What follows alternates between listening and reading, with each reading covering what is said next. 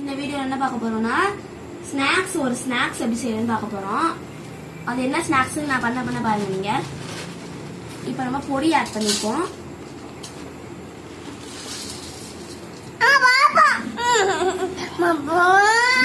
இன்னும் கொஞ்சம் அள்ளி வச்சுப்போம்.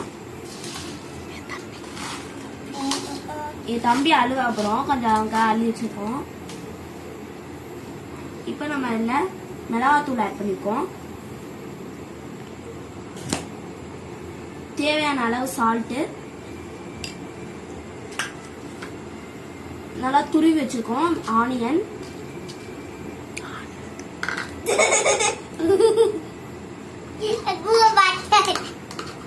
கேரட் துருவி வச்சது.